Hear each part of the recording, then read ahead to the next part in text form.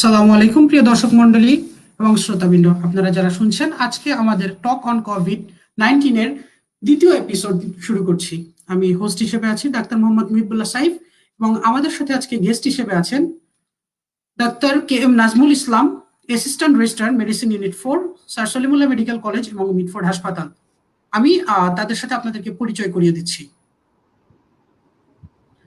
নাজমুল ভাই আছেন মাঝখানে, এবং ডান পাশে আছেন খিজির হায়াত খান ভাই। খিজির হায়াত খান ভাই ফিল্ম মেকার। ওকে, এবার যেহেতু আমরা করোনা বিষয়ে কথা বলবো, যে আমি কিন্তু প্রথম থেকেই বলে আসছি যে আমাদের প্রোগ্রামের বা আমার প্রোগ্রামের মেইন উদ্দেশ্য ছিল যে ডাক্তাররা কিন্তু আমরা ফ্রন্টলাইন যোদ্ধা, সাথে কিন্তু অন্যান্য পেশাজীবী যারা আছেন তারাও কিন্তু কাজ করছেন আমাদের সাথে। তো এই ক্ষেত্রে আমি কথা বলার জন্য আজকে দুই পেশার, মানে আমাদের ডাক্তার পেশা প্লাস একজন চলচ্চিত্র জগতের চলচ্চিত্র নির্মাতা, প্রডিউসার, ডিরেক্টর খিজির হায়াত খান ভাই কেএইচকে প্রোডাকশন হাউস থেকে নিয়ে এসেছি। ওকে, এবার আমি প্রথমে চলে যাচ্ছি নাজমুল ভাইয়ের কাছে। নাজমুল ভাই, জি, নাজমুল ভাই কেমন আছেন? হ্যাঁ ভালো আছি সাইফ। আচ্ছা, আপনার কাছে প্রশ্ন, যে আপনি তো কিছুদিন আগে কোভিড পজিটিভ ছিলেন, এবং আমি হাসি মুখে বলতেছি কারণ আপনি নেগেটিভ হয়ে জাস্ট 2-3 দিন আগে আমাদের মাঝে ফিরে এসেছেন। এবং আমরা জানি আপনি কিন্তু মিটফোর্ড হাসপাতালের অন্যতম একদম কর্মঠ চিকিৎসক। আপনি ইউনিট 4 এর দায়িত্বে আছেন, অ্যাসিস্ট্যান্ট রেজিস্ট্রার। তো ভাই, আপনার কাছে আমি প্রশ্ন করতে চাচ্ছি যে আপনি কবে পজিটিভ হয়েছিলেন? আমি আসলে একটু সময় নিয়ে বলতে চাই। সেটা হচ্ছে যে জি, বলুন। প্রথমে সবাইকে ধন্যবাদ জানাচ্ছি যারা দেখছে আমাদেরকে। এটা আসলে একটা বিচিত্র অভিজ্ঞতা। কারণ আপনি নেগেটিভ আর আপনি পজিটিভ যখন জানবেন তখন কিন্তু এটা একটা বিচিত্র একটা অভিজ্ঞতা। তা আমার কাছে মনে হয়েছে আমি গত মার্চে যখন থেকে কেস শুরু হইলো আসা যাওয়া, তো সব জায়গায় শুনছিলাম যে কেস রুগীরা সেবা পাচ্ছে না, রেফার করে দেওয়া হচ্ছে এই সেই। তো আপনারা জানেন যে আমরা মিটফোর্ড হাসপাতালে যতক্ষণ দায়িত্বে আছি ততক্ষণ কোনো রুগীকেই কিন্তু আমরা যত রুগী আসছে সেবার জন্য তাদেরকে প্রত্যেককে সেবা দেওয়ার চেষ্টা করেছি, কাউকে কিন্তু ফিরিয়ে দিইনি। তো প্রথম জি, থেকেই সেবা নাজমুল ভাই। দিচ্ছিলাম এবং জি হ্যাঁ নাজমুল ভাই, এই জিনিসটা কিন্তু আমি বলেছি যে আপনি কিন্তু সবচেয়ে কর্মঠ, এবং আমরা যখন যোগদান করি ইন্টার্ন হিসেবে, আপনি কিন্তু টানা দায়িত্ব পালন করে গিয়েছেন, এবং আমরা বলবো যে আল্লাহ তাআলা আপনাকে কিন্তু সেই তৌফিকটা দিয়েছেন যে আপনি কিন্তু অনেকদিন টানা সেবা দিয়ে গিয়েছেন। নাজমুল ভাই, আপনার কাছে আমি আরেকটি প্রশ্ন করি, যেটি হচ্ছিল যে আপনার পজিটিভ থেকে নেগেটিভ, মানে এটা একটা অনেকটা একাডেমিক কোশ্চেন, যে পজিটিভ যখন শুনেছেন সেখান থেকে চিকিৎসা নেওয়ার পরে নেগেটিভ হতে আপনার কতদিন সময় লেগেছিল? আচ্ছা, আমি প্রথমে 23 তারিখে গত 23শে 23শে এপ্রিল 23শে এপ্রিল তারও 7 দিন আগে আমার ওয়ার্ডে একটা রুগী আসে। তো সেই রুগীটা আমি রেখে দিই, জি, কারণ হচ্ছে যে রুগীটা কোথাও যাইতে পারছিল না। তো সেই জি, রুগীটা শুক্রবারে যখন আমি পজিটিভ পাই, রোববারের দিন পজিটিভ আসে। এই 2 দিন রুগীটাকে আমি আলাদা জি, একটা রুমে রাখছিলাম। তো রুগীটাকে আমার দেখতে হয়েছে। তারপরে 23 তারিখে আমার দেখলাম যে কিছু সিম্পটম স্টার্ট হয়েছে, যেমন আমার শরীরটা প্রচন্ড ব্যথা এবং জ্বর 99 এর মতো জ্বর, এবং আমার হালকা কাশি, এবং বুধবারে এরকম সিম্পটম হচ্ছে। আমি মনে করছি যে এটা বোধহয় এমনিই হবে। তো বৃহস্পতিবার রাতে আমার মাইল্ড মনে হচ্ছে, একটু দমটা নিতে বোধহয় ভয়ে কিনা জানি না, দমটা নিতে একটু কষ্ট বা কাশির মতো হচ্ছে। তো আমার ওয়ার্ড বয় একটা ফোন দিয়ে বলল যে ওই রুগীটার আমরা যারা যে টিম সেবা শুশ্রূষা করছিলাম সেই টিমের একজন পজিটিভ আসে। তো আমি ভাবলাম এই সিমটমটা তাহলে এখান থেকে হতে পারে। তো আমি শুক্রবার 25শে এপ্রিল টেস্ট করলাম, এবং শনিবার আমার ডিরেক্টর স্যার দেখি, আমি মনে করছি বোধহয় নেগেটিভে আসবো। তো পরে স্যার ফোন দিলেন, ডিরেক্টর স্যার, যে তুমি তো পজিটিভ আসছো, তো আমরা তোমার জন্য কি করতে পারি? তো আমরা বললাম, স্যার আমার তো ওরকম সিমটম নাই, মাইল্ড কিছু সিমটম আছে, তো আমি স্যার বাসাতেই থাকতে চাই। তো বলছে আচ্ছা ঠিক আছে, তুমি তাহলে বাসায় থাকো। তো একটা ভয় পাচ্ছিলাম যে বাসায় থাকবো, যদি সবাই জানাজানি হয়ে যায় কখন কি আবার, একটা চারদিকে শুনছিলাম যে ডাক্তারদেরকে বের করে দেওয়া হচ্ছে এই সেই। তো একটু ভয় ছিলাম, তো কাউকে জানাইনি, কিন্তু আমি একটু প্রস্তুতি নিয়ে রেখেছিলাম। বাসায় যেহেতু আমি একা আছি, সেবা শুশ্রূষা করার জন্য আমি আমার বউ বাচ্চা ওদেরকে বাড়িতে রেখে আসছি। তো আমি 14-15 দিনের একটা বাজার করে রাখছিলাম যে নিজে যেন চলতে পারি। তো 7 দিন আমি ভালোভাবে চলতে পারছি। নিজের রান্না-বান্না সবকিছু নিজের মতোই মোটামুটি করছি, এবং বাইরে যেতে হয়নি। এমনকি আমার ময়লার ব্যাগটাও আমি বাইরে দিই নাই। 7 দিন পরে আমার, জি কারণ করোনা ভাইরাসটা বোধহয় ৩-৪ দিন অনেক সময় থাকতে পারে সারফেসে। তো আমি তারপরে 7 দিন পরে ময়লার ব্যাগটা ওইটা করে হেক্সিসল ওয়াশ করে নতুন একটা পলিথিনে ঢুকে সেটা বাইরে রাখছি, যাতে কর্মীরা কোনোভাবেই না হয়। তো সব জি মিলে ৭ নাজমুল ভাই, দিন পার হওয়ার হ্যাঁ, পরে আমি ২ সপ্তাহ পরে আমি টেস্ট করলাম একটা। তার মধ্যে জি ৭ দিন পর থেকেই কিন্তু আমার সিম্পটমটা আর নাই। আমি ভালো। কিন্তু জি ২ নাজমুল ভাই, সপ্তাহ যেহেতু আমি বাসায় আছি, ওরা বলছিল যে আইডিসি এর থেকে যে ২ সপ্তাহ পরে আপনি টেস্ট করবেন। তো ২ সপ্তাহ পরে আমি ১ম যখন টেস্ট করলাম, ওই টেস্টের রেজাল্ট আমার নেগেটিভ আসে। তো এটা আমার জন্য একটা বড় রিলিফ ছিল, যে খুবই প্রাপ্তি মানসিকভাবে প্রাপ্তি একটা ছিল শান্তি নাজমুল ছিল। ভাই। কারণ নাজমুল ভাই, আমরা আমরা প্রেশার আপনার দিয়েছিল। কাছে আবার আসবো। এবার আমরা একটু খিজির হায়াত ভাইয়ের কাছে যাচ্ছি। আহ খিজির হায়াত ভাইয়ের কাছে যাচ্ছি। খিজির হায়াত ভাই, আহ, আপনার কাছে প্রশ্ন। খিজির হায়াত ভাই, আপনি হুম, কেমন আছেন? আমি এখন পর্যন্ত আল্লাহর রহমতে ঠিকঠাক আছি। কোনো কিছু পজিটিভ হ্যাঁ, নেগেটিভ এর কোনো কথা এখনো নাই। সো মোটামুটি আল্লাহ জি। সুস্থ রাখছে। আল্লাহ আমাকে সুস্থ রাখছে এখন পর্যন্ত। That is the good news. Hayat ভাই, আপনি কিন্তু একজন চলচ্চিত্র নির্মাতা, একজন নায়ক, একজন প্রডিউসার, একজন কেএইচকে প্রোডাকশন হাউসের মালিক হুম, আপনি। তো হুম। আপনি যেহেতু চলচ্চিত্রের মানুষ, আপনার কাছে আমার প্রথম প্রশ্ন থাকবে যে কোভিড-19 একটি মহামারী বা ভাইরাস, যেটি আসলে সমাজে সর্বস্তরেই প্রভাব ফেলেছে। লকডাউন, কোয়ারেন্টাইন, আইসোলেশন, এই ধরনের ভারী ভারী কথাগুলো এসেছে। তা আমার প্রশ্ন যে আপনাদের ফিল্ম ইন্ডাস্ট্রি এই কোভিড-19 এর কারণে কতটুকু মানে প্রভাব পড়েছে এর উপরে, কিংবা ক্ষতিগ্রস্ত হয়েছে? আপনি অল্প কথায় উত্তর দিবেন। আচ্ছা, ঠিক আছে। ওয়েল, ফার্স্ট অফ অল আমার পরিচয়টা হচ্ছে I M A film maker. আমি ইন্ডিপেন্ডেন্ট ফিল্ম মেকার, বাংলাদেশের একজন স্বাধীন চলচ্চিত্র নির্মাতা। চলচ্চিত্র বানাতে গেলে অনেক সময় অনেক টুপি পড়তে হয়, কখনো রাইটার, কখনো ডিরেক্টর, কখনো প্রডিউসার, কখনো নায়ক, হোয়াটএভার।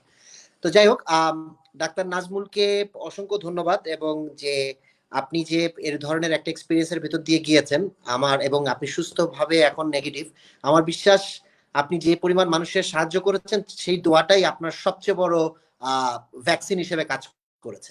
তো ভালো লাগলো জেনে যে আপনি পজিটিভ থেকে আবার নেগেটিভ হয়েছেন এবং মানুষের সেবা আবার করতে পারবেন। এবার আসি আমাদের ফিল্ম ইয়েতে। এখন সত্যি কথা বলতে বাংলাদেশের ফিল্ম ইন্ডাস্ট্রির অবস্থা খুবই নাজুক, এটা আমরা সবাই জানি। এমনি আমাদের ফিল্ম নাই, আমাদের যারা ফিল্মে আমরা কাজ করি তারা অনেক কষ্টে কাজ করি। তো এখন এই মুহূর্তে যখন কোভিড-19 এসছে, আমাদের সিনেমা হলগুলো সব বন্ধ। যতগুলো সিনেমা রিলিজ হওয়ার কথা এই ঈদে বা এই সমসাময়িক, সবগুলাই কোনোটাই কিন্তু রিলিজ হবে না।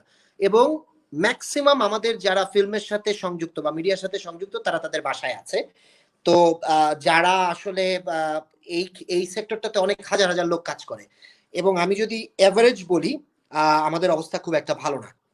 আমি জানি না সরকারি প্রণোদনার কোনো ইয়েতে আমাদের সেক্টর আসলে কত টাকা পাবে বা আদৌ পাবে কিনা।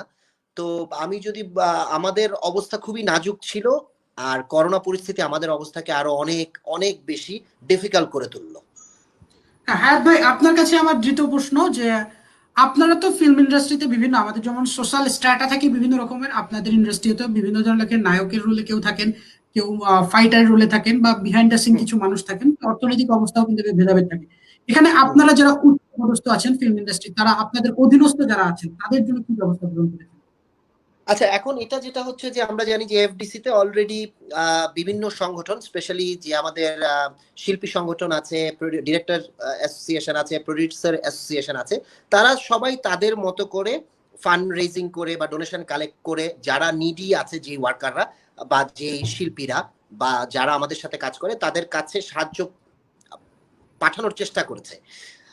যে সাহায্যটা গুলো তারা পাঠানোর চেষ্টা করেছে সেটা অনেক ছোট আকারে হলেও এই মুহূর্তে অনেক ছোট জিনিসই অনেক বড়। কখনো কখনো ৫ টাকা ৫,০০০ টাকার সমান। সো জি। সেটা একটা আছে। এছাড়াও আমার মতো যারা আছে, আমরা আসলে কোনো সংগঠনের থ্রুতে না গিয়ে আমরা আমাদের ইন্ডিভিজুয়াল চ্যানেলেও চেষ্টা করে যাচ্ছি। তো আমি বলবো যে শিল্পীরা এগিয়ে এসেছে, যারা তাদের তাদের নিজ নিজ স্বার্থ মতো তারা কিন্তু তাদের জায়গা থেকে চেষ্টা করছে। সবাই না করলেও সবাই না করলেও যারা করার তারা কিন্তু ঠিকই একটা ওয়ে বের করে নিয়ে সাহায্য করার। তো সেটাই সবচেয়ে বড় পজিটিভ কথা। হ্যাঁ ভাই, ধন্যবাদ। আমি আপনার কাছে আবার ফিরবো। এবার আমি একটু আবার নাজমুল ভাইয়ের শিওর। কাছে যাচ্ছি। না, নাজমুল ভাই, আপনার কাছে আমি ফিরে এসেছি। নাজমুল ভাই, আমার একটা প্রশ্ন, যে কোভিড সম্পর্কে একটা প্রচলিত হ্যাঁ, ধারণা বা প্রশ্ন আছে যে আক্রান্তের হার বা বহির্বিশ্বের সাথে বাংলাদেশের যে একটা হার আছে, আমরা যে পরিসংখ্যান এখন দেখতে পাচ্ছি যে এই হার যেরকমের আছে, বা মৃত্যু হারটা আপাত দৃষ্টিতে, আমি কিন্তু গতকালকে বলেছিলাম আমার গত পর্বে, যে 1 থেকে 2% এরকম একটা মৃত্যুর হার। তো আপনার কি মনে হয় যে এই মৃত্যুর হারটা যে আছে এটা কি এরকমই বিদ্যমান থাকবে, বা আমাদের কিন্তু সবকিছু এখন সীমিত আকারে, যে সরকার অনেক পদক্ষেপ নিয়েছেন, সরকার যতটুকু করার চেষ্টা করেছেন এখনো চেষ্টা করছেন, আপনি আপনি একজন চিকিৎসক হিসেবে হাসপাতালে যেভাবে রোগী দেখছেন সেই হিসেবে, বা চিকিৎসা রোগীর যে চাপ সেই হিসেবে আপনার কি মনে হয়, আপনার কি ধারণা? হ্যাঁ, সাইদ, ধন্যবাদ। আমার কাছে মনে হয়েছে যে আহ, যে হারে এখন আক্রান্তের সংখ্যা বাড়ছে, আক্রান্তের সংখ্যা যত বাড়বে মৃত্যুর সংখ্যা তো তত বাড়বে। এটা 1% হলো আক্রান্তের সংখ্যা যদি 2000 হয়ে যায়, 1% হলেও তো আক্রান্তের সংখ্যা তখন বেড়ে যাবে। তা আমাদের জি। যেটা ঠেকাইতে হবে সেটা হচ্ছে যে আক্রান্তের সংখ্যা যেন না বাড়ে যেভাবে, এবং সরকার লকডাউন এই সেই যত কিছু দিয়েছে কিনা, কিন্তু গতকালও আমরা ট্রেন স্টেশন, বিভিন্ন স্টিমার লঞ্চে যে ছবিটা দেখলাম, সেটা আসলে আমরা যে কষ্টটা করতেছি আমাদের আসলে আক্ষেপ লাগে যে এইটা কেন।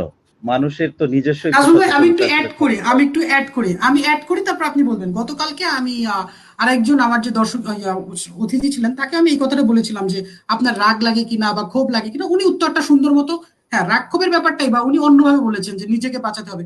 এই পয়েন্টটার সাথে আমি আপনার সাথে একমত। নাজমুল ভাই আপনি বলুন। হ্যাঁ, আমি এটাই বলতে চাচ্ছি যে আমাদের নিজেকে সেফ রাখতে হবে। কারণ এটা এত কন্টাজিয়াস যে এটা কিন্তু হাইলি কন্টাজিয়াস। হ্যাঁ, এটা মৃত্যুহার দিয়ে আমি আসলে বিবেচনা করতে চাই না। কারণ আমি যখন ইনফেক্টেড হয়ে যাব তখন কিন্তু আমি বেঁচে যেতে পারি। আমি হয়তো বেঁচে গেছি। কিন্তু যে মারা যাচ্ছে তার জন্য তো 100%। তো আমি এক্স্যাক্টলি, চাই যে মানে এক্স্যাক্টলি। কেউ কেউ যেন মারা না যায়। এইটাতে আক্রান্ত না হলে তো আমি যদি একটু সচেতনভাবে চলি তাহলে তো আমার মারা যাওয়ার রিস্কটা নাই। হ্যাঁ, জি। ভয়টা আমাদের একটু পেতে হবে। কারণ আমরা এটা একটা এত কন্টাজিয়াস যে আপনি জানেন যে একটা রোগীর সামান্য টাচে আসছে, আমি কিন্তু পিপি পরে গেছি, তারপরও কোনোভাবে হয়তো কোনো একটা অসচেতন মুহূর্তে আমার মধ্যে জীবাণুটা কিন্তু স্প্রেড করেছে। তো এইটা আমি বলবো যে সচেতনতার কোনো বিকল্প কিন্তু নাই। আপনি হ্যাঁ আপনার নাজমুল, পার্সোনাল হ্যাঁ। হাইজিন কিন্তু মেনে চলতে হবে। মৃত্যুহার যত বহির্বিশ্বের সাথে মৃত্যুহার এটা চিন্তা করে লাভ নাই। আমার দেশে আক্রান্তের সংখ্যা কিন্তু এখন অনেক বেশি, অনেক বেশি। আজকে জি। 25,000 পার হয়ে গেছে।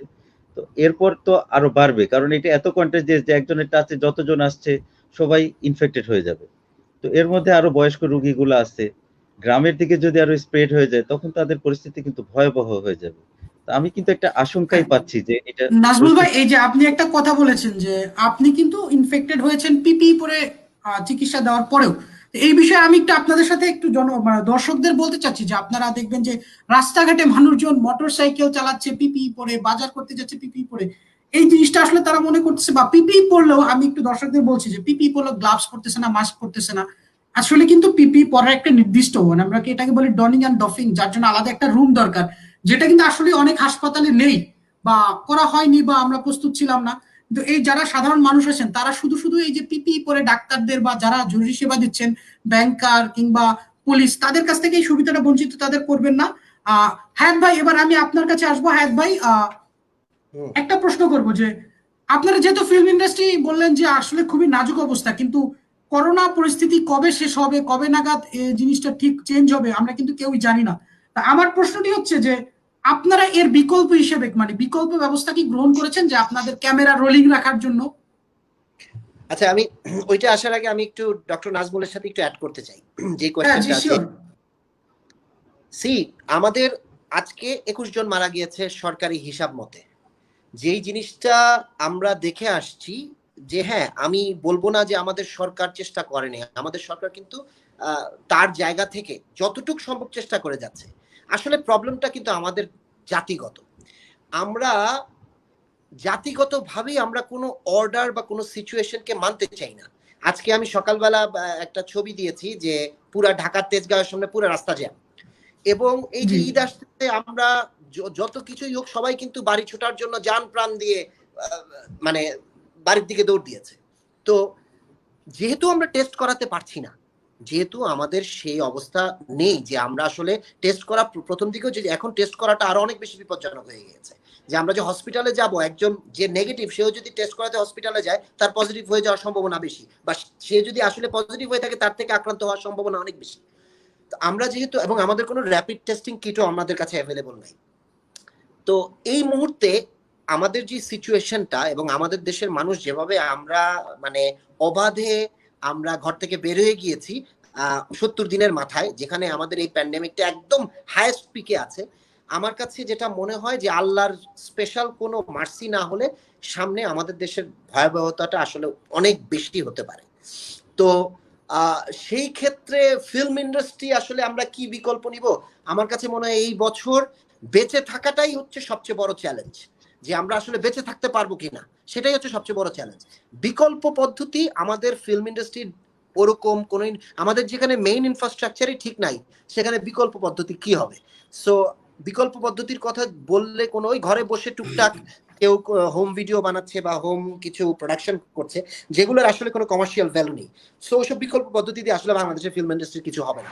এই করোনা পরিস্থিতি গেলে আমাদের যে মেইন ফিল্ম ইন্ডাস্ট্রি বা আমাদের যে মিডিয়া ইন্ডাস্ট্রি সেটার যদি আবার জায়গা থেকে শুরু হয় তাহলে আমরা বাঁচতে পারবো। এছাড়া এই সব প্রোডাকশন করে যেহেতু আমাদের ইনফ্রাস্ট্রাকচারের অবস্থা খুবই খারাপ, আমাদের আসলে কিছু হবে না। সো এই মুহূর্তে সবার ইয়ানফসি করে বেঁচে থাকাটাই হচ্ছে সবচেয়ে বড় চ্যালেঞ্জ। হ্যাঁ হায়াত ভাই, আপনাকে ধন্যবাদ। আপনাদের দুজনকেই আমি কানেক্টেড রেখে এবার আমি একটা নাজমুল ভাইয়ের কাছে যাব। নাজমুল ভাই, যেহেতু এখানে আজকে কিন্তু আপনার সাথে গেস্ট আরেকজন কো গেস্ট হিসেবে আছেন হায়াত খিজির হায়াত খান ভাই, যে আপনি একজন ডাক্তার, আপনার কাছে আমার প্রশ্নটি হচ্ছে যে আমাদের এই পরিস্থিতির জন্য মিডিয়া বা চলচ্চিত্র জগতের যারা আছেন তাদের কিন্তু ভূমিকা থাকার প্রয়োজন ছিল, কারণ সমাজের সর্বশ্রেণী পেশার মানুষেরই কিন্তু এখানে ভূমিকা প্রয়োজন। আমরা সম্মুখ যোদ্ধা। তো এই ক্ষেত্রে আপনার মন্তব্যটা কি হতে পারে, যে তারা আসলে কতটুকু কিছু করেছিল কিনা, বা তারা যতটুকু করেছে সেটা কি প্রতুল ছিল কিনা? এটা প্রশ্নটা নাজমুল ভাইয়ের কাছে। না, এইটা আসলে আমি গত করোনা আক্রান্ত হওয়ার পরে অ্যাকচুয়ালি টিভি দেখতে পারি নাই, কারণ টিভি দেখলে আমার একটু আচ্ছা। টেনশন হচ্ছিল যে আমি মানে এত মৃত্যুর খবর চারদিকে বিশ্বব্যাপী। যে হায়াত ভাইয়ের সাথে আমি একটু অ্যাড করতে চাই যে এই বছরটা আমারও একটা টার্গেট হচ্ছে অর্জন, যে আমি বেঁচে আছি, এটাই আমার বড় অর্জন। জি, এই আর কি, সবারই এটা এটাই আমারও বড় অর্জন, অর্জন। আমারও বলি, আমিও এখন পর্যন্ত স্বাভাবিক আছি, এটাই। হ্যাঁ, না, হ্যাঁ সেটাই আর নাজমুল কি। ভাই বলুন। তো আমার মনে হচ্ছে হ্যাঁ, প্রত্যেকেই কিন্তু যারা সচেতন তারা কিন্তু নিজের জায়গা থেকে, সাইফ আপনি জানেন যে নিজের জায়গা থেকে সবাই কিন্তু চেষ্টা করে আসছে। জি উনারা ভাই। কিন্তু আমি দেখলাম যে কয়েকটা মানুষকে সচেতন করার জন্য যারা মিডিয়া ব্যক্তিত্ব, উনাদের কিন্তু একটা ফেস ভ্যালু আছে। আমি একটা কথা বলার জি চেয়ে উনারা একটা কথা বললে সেটা কিন্তু বেশ গুরুত্ব পায়। তা আমি দেখলাম অনেকেই কিন্তু গান করছে হয়তো, সেটা বা বিশ্বব্যাপীও অনেকে করার চেষ্টা করছে, বা দুই একটা তথ্য মেসেজ যেটা আমি বলবো সেটা হচ্ছে হায়াত ভাইকে দিয়ে যদি বলাইতে পারি তাহলে সেই কথাটা কিন্তু মানুষের কাছে অনেক বেশি ইম্পর্টেন্ট হবে তাই। তো আমার কাছে মনে জি হয়েছে যে হ্যাঁ, ওনারা নিজেদের জায়গা থেকে সীমাবদ্ধতা সত্ত্বেও এগিয়ে যে আসেনি সেটা আমি বলবো না, কিন্তু ওনাদেরও কিন্তু অনেক সীমাবদ্ধতা আছে, তারপরে অনেকে কিন্তু আসছে। তার প্রমাণ খিজির ভাই আজকে আমাদের সাথে কথা বলতেছে। জি। তো এখন এটা আমার খিজির যে ভাই, হ্যাঁ বলুন। আমার যে বলুন নাজমুল ভাই, বিষয়টা বলুন। হলো যে আমরা কিন্তু সাইফ, আপনি জানেন যে আমরা কিন্তু চেষ্টা করে আসছি শুরু থেকে সবাই। আমরা কিন্তু পিপি জি যখন শুরুতে কম আসছে, মাস্ক আসে নাই, আমরা কিন্তু আপনি জানেন যে আমাদের মিটফোর্ডের অনেক বড় ভাই যে যার পজিশন থেকে, যে যেখান থেকে জি, পারছি টাকা জোগাড় করে নিজেরা দিয়ে মাস্ক কিনে আমরা কিন্তু চেষ্টা করে গেছি যে যাকে জয়টা চিকিৎসা মাস্ক থামে দেওয়া না যায় মিটফোর্ডে। এটার জায়গা থেকে। হ্যাঁ, হ্যাঁ তো নাজমুল ভাই, আমি এইটা কিন্তু একটা কিন্তু জিনিস, দর্শক ভাই, নাজমুল ভাই, আমার ফ্রেন্ড লিস্টে অনেক ধরনের মানুষ আছেন, আমি একটু তাদের জ্ঞাতার্থে জানাচ্ছি, বিভিন্ন সময় ফেসবুকে লিখেছি, কিন্তু আমি যেহেতু হোস্ট হলেও আমার কিছু কথা বলা বা তথ্য প্রচার করা উচিত। সেটি হচ্ছে যে বাংলাদেশের কিন্তু অনেক জায়গা থেকে কমপ্লেইন এসেছে, অনেক হাসপাতাল বন্ধ হয়ে যাচ্ছে, রোগী ফিরিয়ে দিচ্ছে। আমি এইটুকু বলতে পারবো যে আমি 23 মার্চ ইন্টার্নিতে জয়েন করার পর থেকে এখন পর্যন্ত এরকমের খুব বেশি শুনি না, যে যদি কোভিড সাসপেক্টেড পেশেন্ট আসে আমরা কিন্তু রেফার করছি যেগুলো ডেডিকেটেড হসপিটালে ছিল, আমরা কিন্তু চিকিৎসা দিচ্ছি। নয়তো কিন্তু মিটফোর্ড হাসপাতালে আমার ইন্টার্ন বন্ধু 12 জন 3 দিনের ভিতরে আক্রান্ত। তারপরে ডাক্তার তো প্রতিনিয়ত আক্রান্ত হচ্ছেন, যদিও সংখ্যা আল্লাহর রহমতে এখন আগের চেয়ে কম, যে প্রস্তুতি আগের চেয়ে ভালো হয়েছে। তো এই জিনিসটা বলতে চাচ্ছি যে মিটফোর্ড হাসপাতাল কিন্তু এখনো আপনার সেবার জন্য প্রস্তুত। নাজমুল ভাই, আপনি কন্টিনিউ করুন।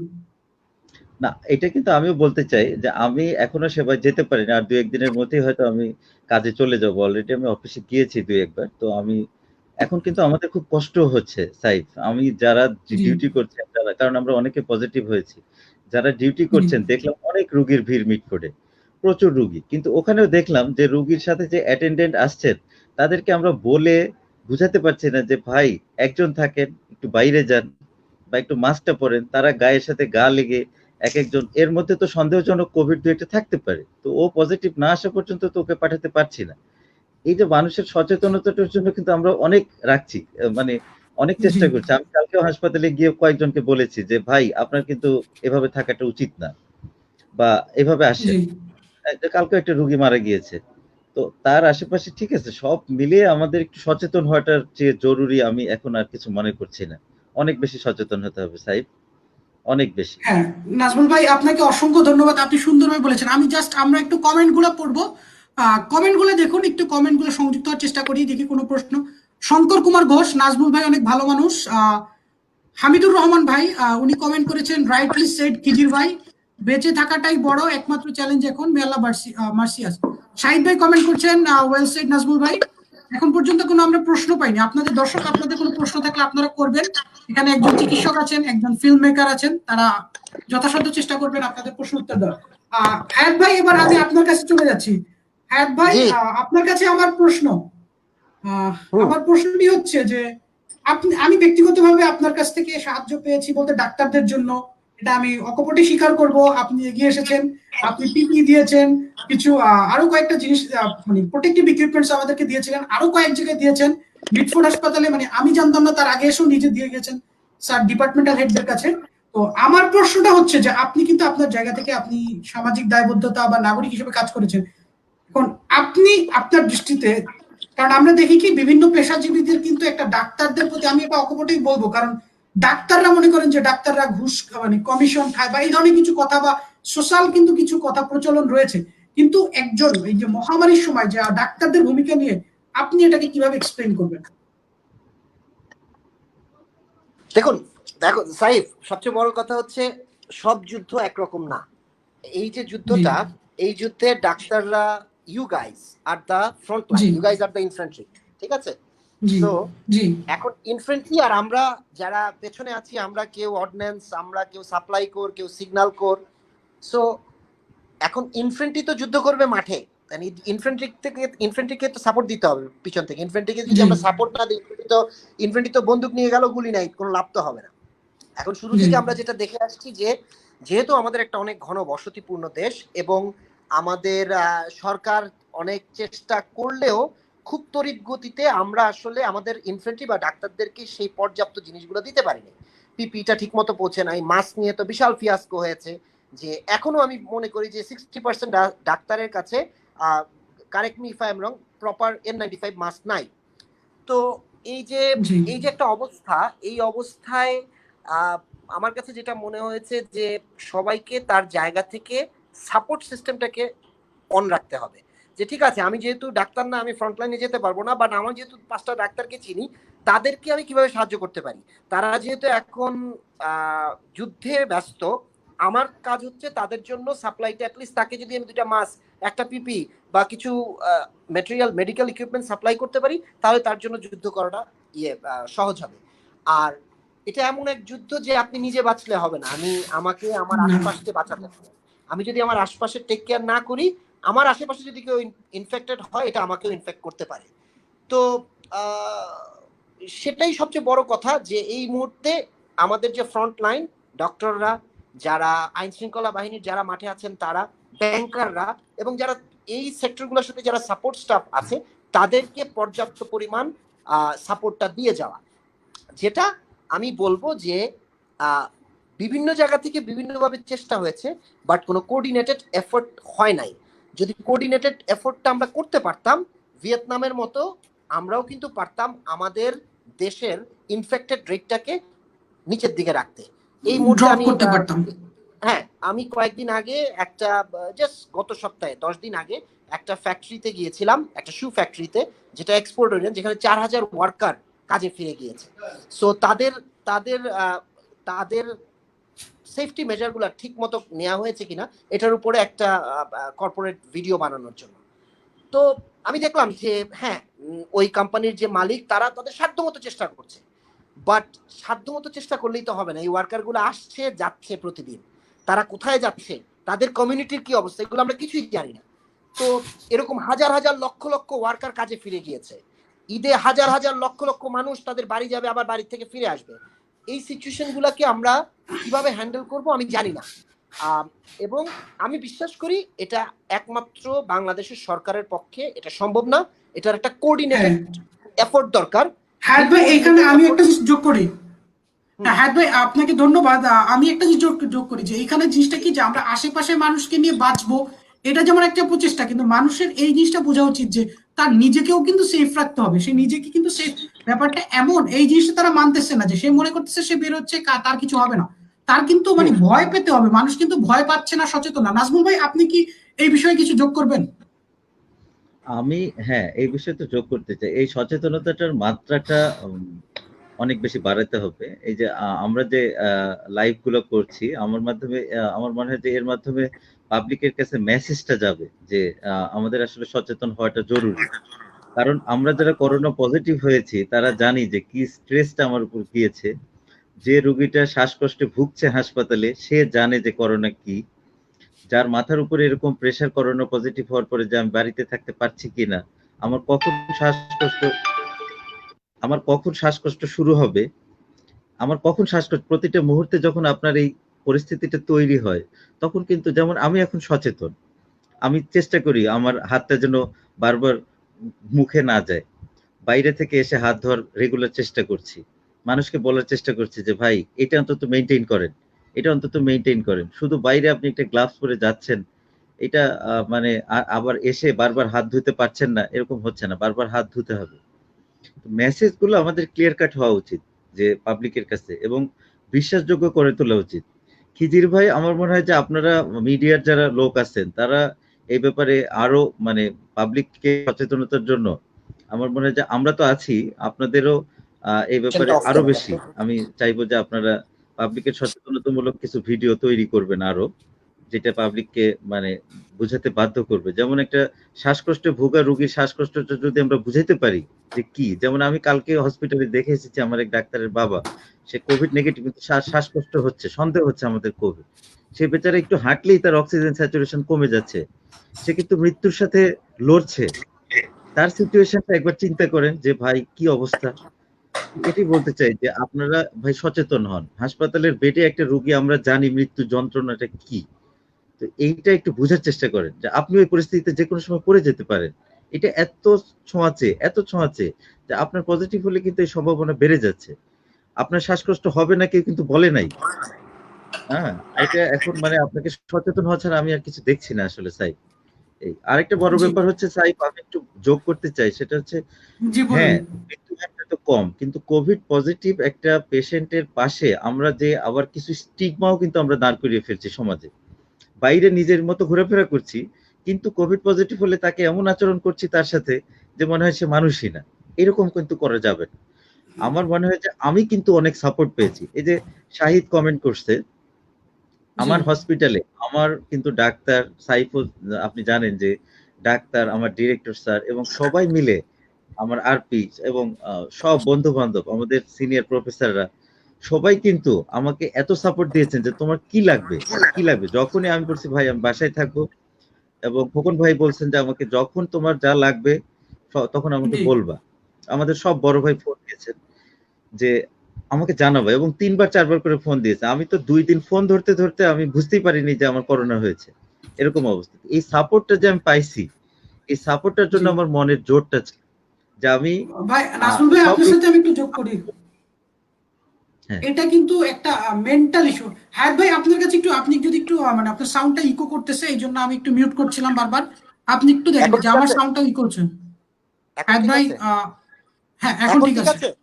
ওকে, হ্যাঁ ওকে। এখন ঠিক আছে। ওকে, হুম। নাজমুল ভাই, আপনাকে অসংখ্য ধন্যবাদ।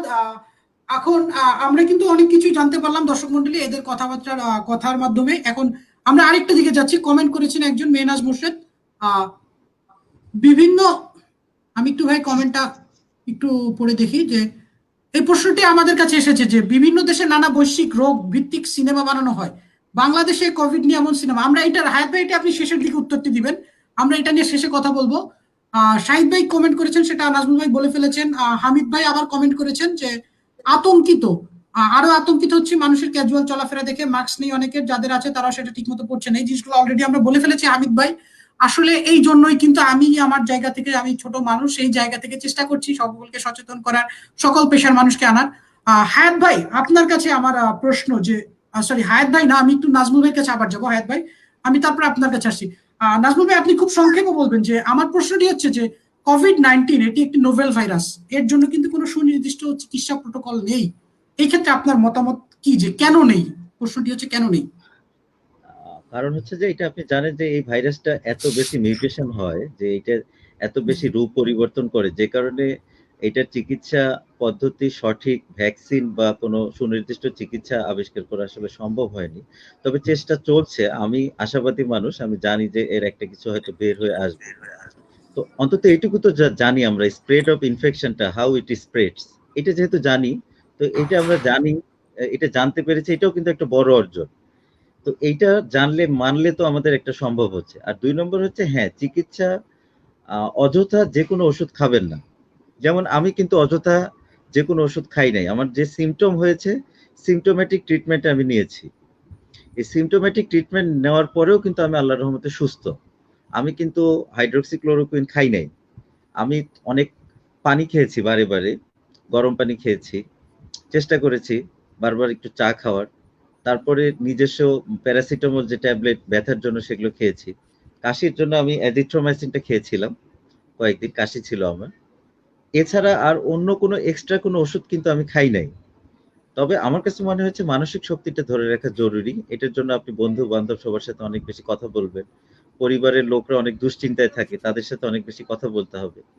এবং কোভিড রোগীকে রোগী মানুষ হিসেবে দেখতে হবে, যে তার চিকিৎসা করাটা জরুরি।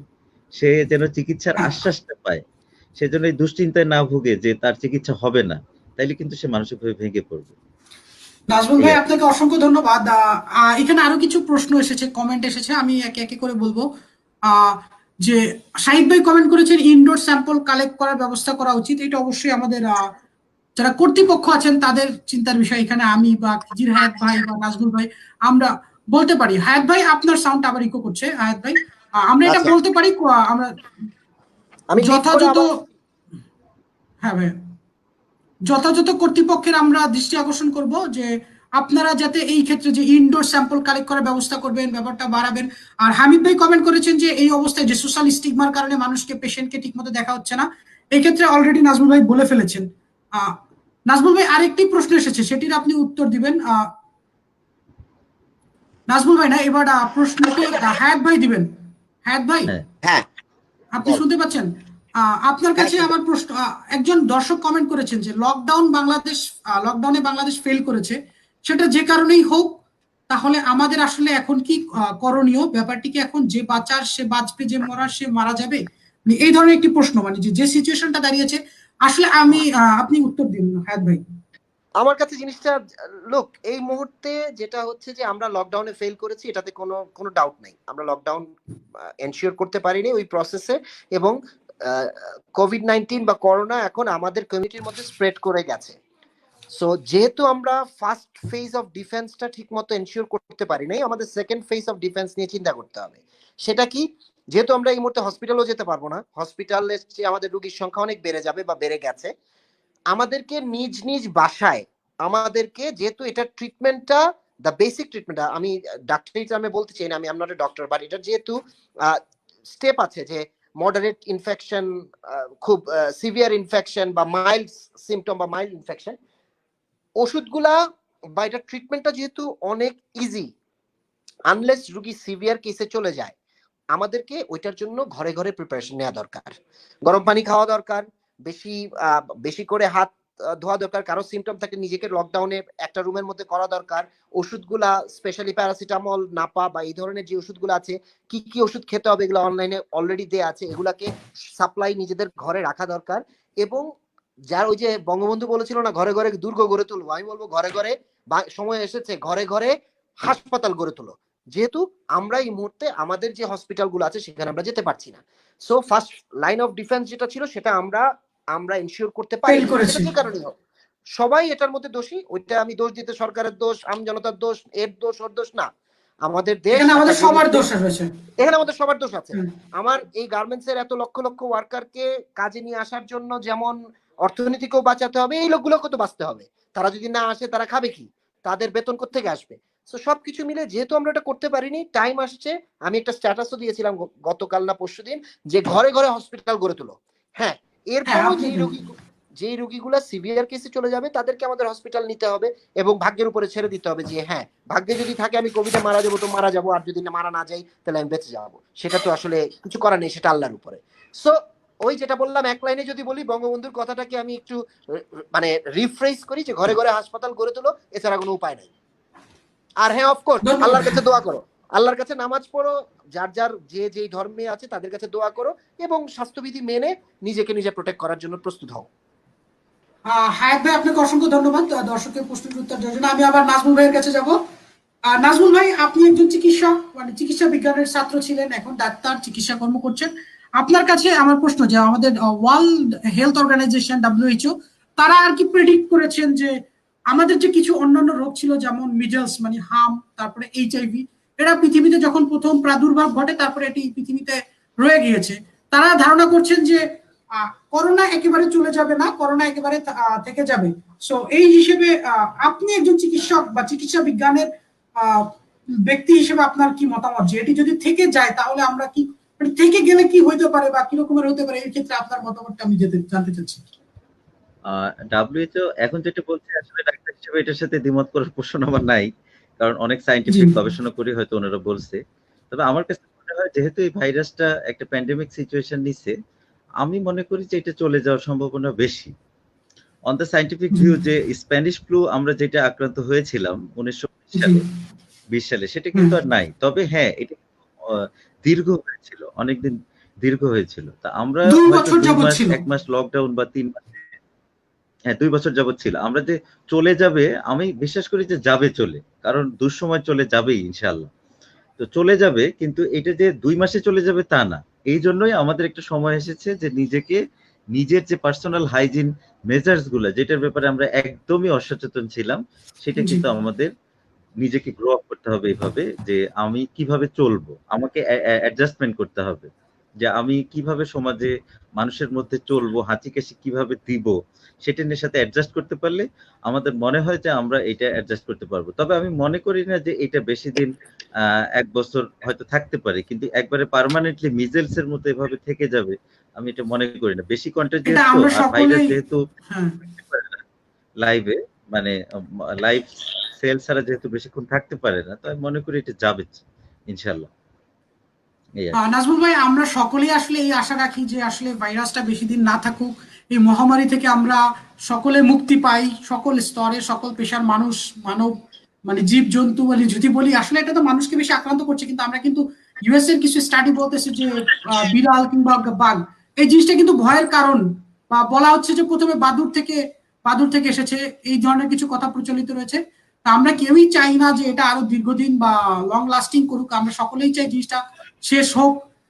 এবার নাজমুল ভাই, আমি একটু হায়াত ভাইয়ের কাছে আবার যাবো। হায়াত ভাই, আপনার কাছে আমার প্রশ্ন যে আসলে আপনি কিন্তু বলে ফেলেছেন অনেক কথা, যে এই সিচুয়েশন যদি চলতে থাকে ঈদের পরে কি হতে পারে, আসলে এই জিনিসটা আমি আপনার কাছে, হায়াত ভাইয়ের কাছ থেকে শুনবো, এবং পরে নাজমুল ভাইয়ের কাছে একই প্রশ্ন, যে যে অবস্থা চলমান এরপরে। আচ্ছা, এখন সবচেয়ে বড় কথা, চারিদিকে যখন প্রত্যেকদিন মানুষ মারা যাচ্ছে, তখন কোনো ঈদ আসলে বলে ঈদ হতে পারে না।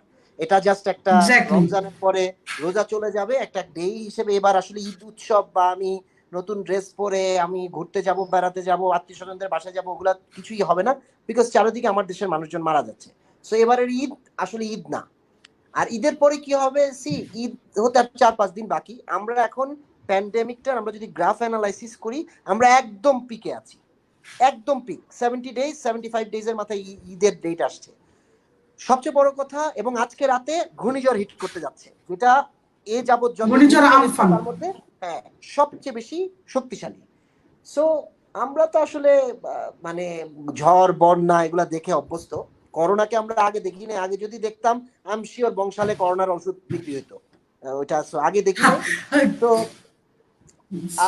আমি একটা কথা বলি, আসলে বাংলাদেশের মানুষ, আমরা যারা, মানে আমাদের যারা আম জনতা, যারা প্রতিদিন রাস্তাঘাটে চলাফেরা করে, আমাদের ইমিউন সিস্টেম বাইরের অনেক দেশের থেকে অনেক বেশি ডিফারেন্ট। আমরা অনেক ডিফিকাল্ট সিচুয়েশনে সার্ভাইভ করে অভ্যস্ত। তো আমার একটা হোপ যে আমাদের এই যে ইমিউন সিস্টেম যেটা এত বছরের ধাক্কা খেয়ে তৈরি হয়েছে, আমরা ন্যাচারালি করোনার সাথে একটা ফাইট ব্যাক দিতে পারবো। আমাদের অবস্থা আল্লাহ না করুক ওই ইটালির মতো বা আমেরিকার মতো হবে না। আমি অনেক বছর নর্থ আমেরিকায় ছিলাম 7-8 বছর। সো আমাদের ইমিউন সিস্টেমটা ডিফারেন্ট হবে। আমরা পচা শুটকি মাছ খেয়ে অভ্যস্ত, সো অনেক ভাইরাস আমরা হজম করে অভ্যস্ত। সো আমার বিশ্বাস যে আমাদের যারা মানে ম্যাস পিপল, তারা একটা ন্যাচারাল একটা ইমিউন সিস্টেমের মধ্যে দিয়ে আছে, তাদের ভিতরে একটা ন্যাচারাল স্ট্রং ইমিউন সিস্টেম আছে যেটা দিয়ে তারা কোভিডকে ফাইট করতে পারবে। আর বাকিটা তো আল্লাহর উপরে। বাট ডক্টর নাজমুলের সাথে আমি প্রচন্ড একমত যে আমাদেরকে আসলে অনেক কিছু মেনে চলতে হবে। করোনার পরবর্তী বিশ্বটা কিন্তু ডিফারেন্ট হবে, সেটা কবে হবে আমরা জানি না। তো সেখানে আমাদের একটা সার্টেন মানে স্বাস্থ্যবিধি আমাদেরকে এখন থেকে মেনে চলতে হবে। করোনা চলে যাবে কি যাবে না সেটা আমরা জানি না, বিকজ করোনাটা আমরা যে দেখতে পাচ্ছি এটা একটা এমন একটা রোগ যেটা অনেক কন্টিনিউয়াসলি মিউটেট করছে, এবং বাংলাদেশে এটার ফর্ম কিন্তু চেঞ্জ হচ্ছে, যে একটা লোক তার কোনো সিমটম নাই, হট করে শ্বাসকষ্ট হলো, 4 ঘন্টার মধ্যে সে মরে গেল। সো এরকম আমার নিজের ফ্রেন্ড সার্কেলের মধ্যেই একজন হয়েছে। তো হ্যাঁ ভাই আপনাকে, হ্যাঁ হ্যাঁ ভাই এটা আসলে আপনাকে ধন্যবাদ। আচ্ছা ওকে, হ্যাঁ তো শেষ করুন, হ্যাঁ তো শেষ করুন আপনি না শেষ আমার করুন। কথা হচ্ছে যে মনোবলটা স্ট্রং রাখা খুব ইম্পর্টেন্ট জি সবার জন্য। ভয় পেয়ে গেলে হবে না, আমাদেরকে চিন্তা করতে হবে যে ডেঙ্গু, ম্যালেরিয়া, তারপর বিভিন্ন টাইপসের জ্বর, এগুলাকে আমরা হজম করে গিলে খেয়েছি। সো এখন করোনার জন্য যদি আমরা আতঙ্কিত হয়ে যাই তাহলে কিন্তু 50% শেষ। মনে করতে হবে, আমার একটা কথা খুব ক্লিয়ার, সবাইকে মনে করতে হবে আমি কোভিড পজিটিভ। এইভাবে চিন্তা করে সবাইকে নিজেদেরকে ট্রিট করতে হবে, তাইলে যুদ্ধটা মোকাবেলা করা অনেক ইজি হবে। থ্যাংক ইউ হায়াত ভাই। আমি একই প্রশ্ন ছিল যে ঈদের পরে নাজমুল ভাই আপনি আপনি যেহেতু একজন ডাক্তার সেই হিসেবে আপনি বলবেন যে আসলে আমাদের যদি আরো রোগীর সংখ্যা বেড়ে যায় ওই মুহূর্তে আমরা কি সামাল দেওয়ার জন্য প্রস্তুত কিনা, বা তখন সিচুয়েশনটা কোন দিকে যেতে পারে? আসলে বাস্তবতা হলো কি, এটা এত ছোঁয়াচে, যদি রোগী এরকম বেড়ে যায়, পৃথিবীর কোনো দেশ, কোনো উন্নত স্বাস্থ্য ব্যবস্থায় এই রোগী সামাল দেওয়ার প্রিপারেশন রাখে না। আমরা কিন্তু ডেঙ্গু সামাল দিয়েছি ঢাকা শহরে। আপনারা জানেন যে গতবার ডেঙ্গুর সময় আমি ঈদে কিন্তু বাড়ি পর্যন্ত যাইনি, কিন্তু ডেঙ্গু কিন্তু এরকম ছোঁয়াচে না। ডেঙ্গুকে ডেঙ্গুকে কিন্তু আমি মোকাবেলা করতে পেরেছি, কারণ হচ্ছে যে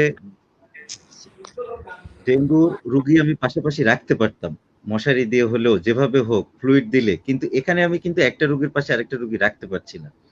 এটা কিন্তু একটা জিনিস বুঝতে হবে, এবং আমি ডিউটি করার সময় আমাকে নিজেকে সেফটি মেজার্স নিতে হচ্ছে। ডেঙ্গুর সময় আমি যখন খুশি যার পাশে চলে গেছি, এখানে আমি 8 ঘন্টা এই গরমে পিপি পরে আমার পক্ষে থাকা কিন্তু এর বেশি সম্ভব না, আমি ডিহাইড্রেটেড হয়ে যাই। তো আমার কাছে মনে হয়েছে আপনারা যদি সচেতন থাকেন আমাদের উপরে লোড পড়বে না ইনশাল্লাহ। তবে পরিস্থিতি কিন্তু ভয়াবহের দিকে আসতেছে, যে হারে রোগী বাড়ছে, ঈদের পরে আমার মনে হয় যে আমরা সব হাসপাতালকে কোভিড হাসপাতালে রূপান্তর হয়ে যেতে পারে, উপায় থাকবে না। তখন কিন্তু সাধারণ নরমাল অসুখ বিসুখের চিকিৎসা দেওয়াটা আমাদের জন্য খুবই কঠিন হয়ে যাবে পরিস্থিতি। পরিস্থিতি ভয়াবহ যাতে না হয় এজন্য সবাই সচেতন থাকতে হবে। নাজমুল এই ভাই, আর কি। হায়াত ভাই, দুজনকেই ধন্যবাদ। আমরা একদম অনুষ্ঠানের শেষের দিকে আছি, কিন্তু কয়েকটি প্রশ্ন আছে দর্শকদের, সেটা আমরা একটু বলবো। আর নাজমুল ভাইয়ের কাছে প্রশ্ন করেছেন যে হাইড্রোক্সিক্লোরোকুইন যেটা অ্যান্টি ম্যালেরিয়াল ড্রাগ, একজন প্রশ্ন করেছেন আশিকুর রহমান তালুকদার, এটা কি প্রোফাইলেক্সিস ড্রাগ হিসেবে নিব কিনা? আপনার মতামত ভাই খুব সংক্ষেপে বলবেন। এটা আমি হাইড্রোক্সিক্লোরোকুইন আমি সিমটোমেটিক চিকিৎসার পক্ষে। এটা যদি হাসপাতালে রোগী যায়, রোগী খুব খারাপ হয়ে যায়, তখন ডাক্তারের সিদ্ধান্ত মোতাবেক নেওয়া উচিত। আমি পজিটিভ তার মানে যে হাইড্রোক্সিক্লোরোকুইন খাওয়া শুরু করলাম তা না। এটা ওষুধটার অনেক সাইড ইফেক্ট আছে। এই ওষুধটা ডাক্তারের পরামর্শ ছাড়া কারো খাওয়া উচিত না, এবং নিজে স্টক করেও রাখা উচিত না আমার কাছে মনে হয়েছে। কারণ আমি কিন্তু হাইড্রোক্সিক্লোরোকুইন ছাড়াই আল্লাহর রহমতে ভালো হয়ে গেছি। আমার জি পরিচিত আরো অনেক কোভিড পেশেন্ট আছে যারা মাইল্ড সিমটম, তারা হাইড্রোক্সিক্লোরোকুইন ছাড়াও ভালো হয়ে গিয়েছে। যদি দেয় এটা ডাক্তারের পরামর্শ অনুসারে সিচুয়েশন বুঝে নাজমুল আপনারা ভাই, খাবেন। হ্যাঁ নাজমুল ভাই আপনাকে অসংখ্য ধন্যবাদ। হায়াত ভাই, আপনার কাছে লাস্ট একটি দর্শকের প্রশ্ন, কিংবা আমি দর্শকের প্রশ্ন ছিল যে করোনা পরবর্তী সিনেমা বানাবো সময়ে, কিনা? হ্যাঁ এই ক্ষেত্রে আপনি কি বলবেন? আমি শিওর বাংলাদেশে কোভিড পরবর্তী অবস্থাতে এটা নিয়ে সিনেমা হবে, নাটক হবে, টিভি কমার্শিয়াল এবং অনেক কিছু হবে, এটা নিয়ে আমার কোনো ডাউট নাই। কেউ এটাকে কমার্শিয়াল অ্যাডভান্টেজ নেওয়ার জন্য এই টপিকটা করবে, কেউ আসলে জেনুইনলি করবে, কেউ সচেতনতা বৃদ্ধির জন্য করবে, যাতে এই ধরনের পরবর্তী সিচুয়েশনে আমাদের যে ফেলিয়ার গুলা ছিল এগুলা যাতে না হয়। সো এটা নিয়ে কাজ হবে, এটাতে আমার কোনো ডাউট নাই। আমি করব কিনা আমি জানি না, অবশ্যই সে ধরনের সুযোগ আসলে কেন করব না, এটা যদি দেশের কাজে লাগে অবশ্যই করার চেষ্টা, যদি বেঁচে থাকি অবশ্যই করার চেষ্টা করব। সো এটা আমার একটাই সোজা কথা, এটা নিয়ে অনেক কাজ হবে, সেটাই আমার আরেকটি বিশ্বাস। দর্শকের কমেন্ট আছে, স্বাস্থ্য হ্যাঁ। ব্যবস্থা নিয়ে কথা বলেছেন।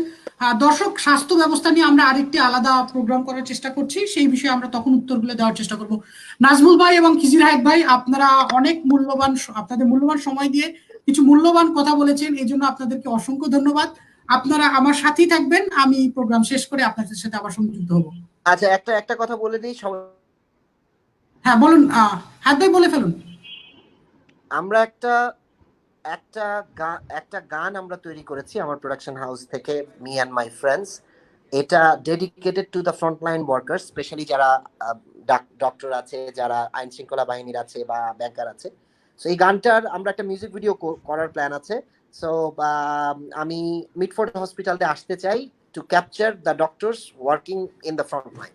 সো এটা নিয়ে যদি আমাকে সাইফ এবং নাজমুল আপনারা যদি সাহায্য করতে পারেন, that would be a great অবশ্যই ভাই, অনার ফর মি। অবশ্যই না হায়াত ভাই, any time you will be most welcome. আর Saif you will be there. আমি মেকআপ ম্যান নিয়ে আসবো, করোনাতে তোকে মেকআপ দিয়ে যাতে তুই থাকোস, এটা আমি মেক শিওর করব ভাই। ততদিনে পজিটিভ যদি না হয় আল্লাহর রহমতে, তাহলে অবশ্যই থাকবো ভাই। ঠিক আছে নাজমুল ভাই, আপনারা দুজন থাকুন, আমি শেষ করে আসছি। থ্যাংক ইউ ভাই। Thank you Saif. হ্যাঁ নাজমুল ভাই কিছু বলছিলেন সম্ভবত। তাই আমার শেষ একটা কথা ছিল যে আমরা মনোবল ধরে রাখাটা জরুরি। এই দুঃসময়ে সবাই সবার পাশে থাকি, মনোবল ধরে রাখি। আর আমরা হাসপাতালের ডাক্তার সহ প্রতিটা স্টাফই কিন্তু চেষ্টা করে যাচ্ছে। আর শুধু আমরা ডাক্তাররা না, সমাজের আইন শৃঙ্খলা রক্ষাকারী বাহিনী এবং সবাই কিন্তু মানসিকভাবে অনেক চেষ্টা করে যাচ্ছে। সবাইকে ধন্যবাদ। ওকে, ধন্যবাদ ভাই, আপনাদের সকলকে ধন্যবাদ।